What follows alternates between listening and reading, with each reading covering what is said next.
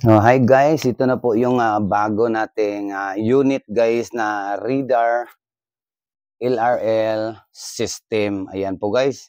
So papakita ko sa inyo itong reader LRL system.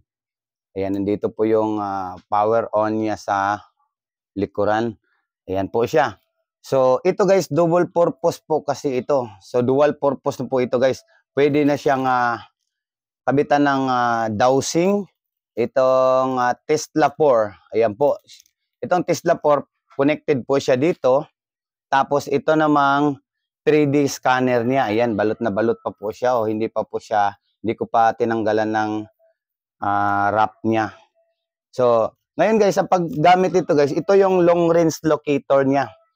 So, ayan, isiset lang natin siya dito. Ayan, nakaset po siya ng Tesla B4. So, ito po yung Tesla version 4. Pero pag ito naman ang gagamitin natin guys, isiset lang natin dito ng 3D scanner. Ayan po. Press OK.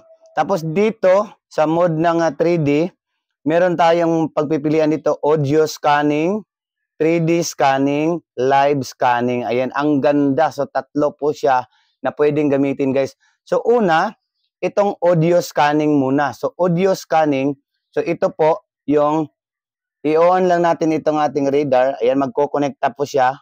Automatic po siyang connected guys. So ngayon, audio scanning, press OK lang po natin siya.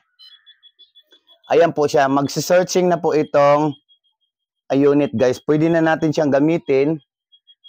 Ayan. So, ayan po siya.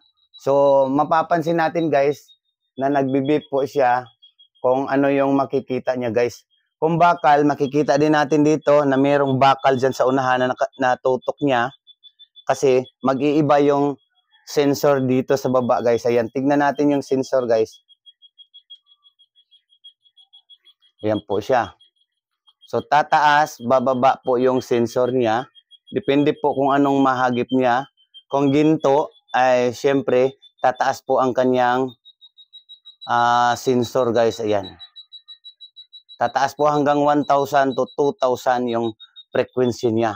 So, malalaman nating may ginto doon kasi tataas yung signal niya dito guys. Ayan po, mapapansin din natin dito sa kanyang likuran ng radar na merong mag-lights dito guys. So, itong ilaw dito guys, ayan, nagko-connecta po sila doon.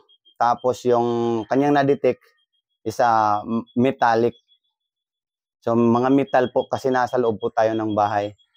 At makikita din natin dito guys na metal yung nahahagip niya dahil nasa 500 to 600 frequency hertz ang kanyang nadidetect.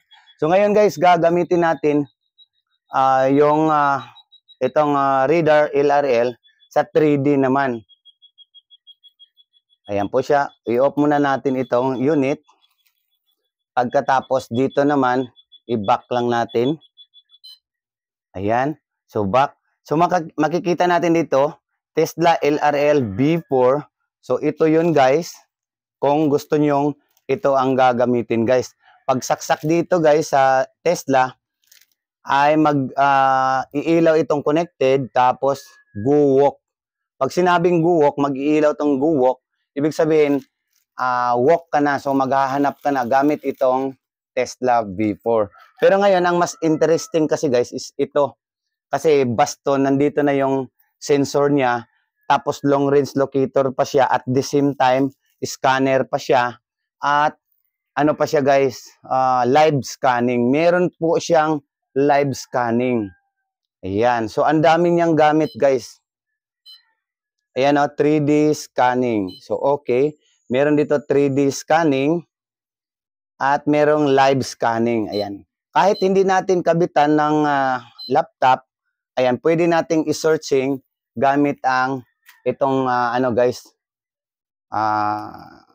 sensor niya. Ayan po, makikita natin sa screen. Ayan po, start.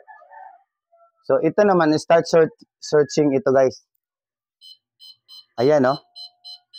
Ayan, nagsisearch po siya guys. Ayan. So, itatapat natin ito sa metal. Tuturo natin sa metal itong ating radar. Makikita din niya dyan na metal ang kanyang nasa harapan o na detect ng sensor. Pag ginto naman o sa treasure naman, ayan po, lalabas din dito gold. Ayan, lalabas po dito gold. Ayan, so napakaganda ng ano nito guys, ng bagong locator. Na locator na siya, at the same time, scanner na din siya at 3D. Yan. So, ngayon guys, doon naman sa laptop guys, ay ang pag-maniobra nito guys, ay meron pa po tayong i-download dito na live scanning 3D, yung GER, tapos yung Future Series. So ngayon guys, i-download ko muna yung Future Series dito, tulad din yan ng ganito guys, Visualizer 3D. Ayan po. So, 3D po ang lalabas dyan. Ayan, tulad nito guys, papakita ko sa inyo ang sample.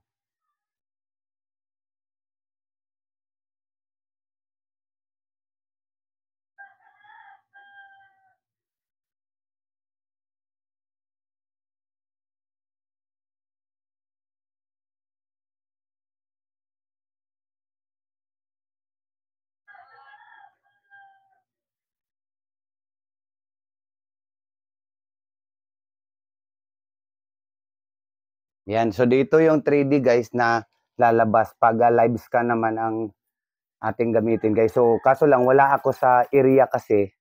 Doon kasi sa area mas maganda kung doon ko ituturo kung paano gamitin ito. Pero mas madali lang ito guys sa tulad din ng Maria Technology at PIP na itatapat mo lang sa lupa. Kasi ito parang long range lang din siya eh. Hindi mo na kailangan itutok doon sa lupa, kundi igaganyan mo lang guys, yan. Tapos, makikita na dito sa screen kung ano yung nakikita niya sa ilalim ng lupa. So, napakaganda nito guys. Itong bagong unit na LRL radar sensor. Ayan po guys. So, ang ganda niya. So, ang daming gamit niya guys ito. Ang daming gamit. Meron na siyang short range locator. Itong Tesla, kabit mo lang dito. Tapos, iset mo rin dito, Tesla version 4.